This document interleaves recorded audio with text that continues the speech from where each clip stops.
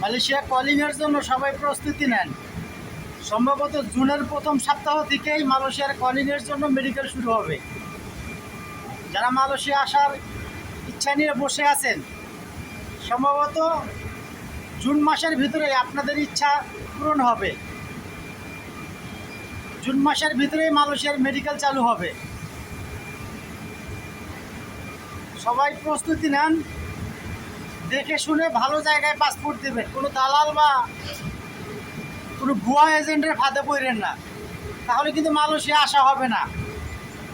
শুধু টাকাই খরচ হবে, মালয়েশিয়া আসা হবে না।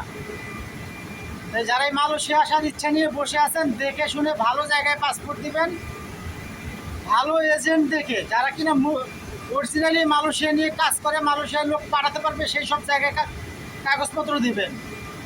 ভুয়া কোনো এজেন্ট বা স্থানীয় কোনো দালালদের কাছে টাকা পয়সা দিয়ে শেষে বিপদে পড়বেন।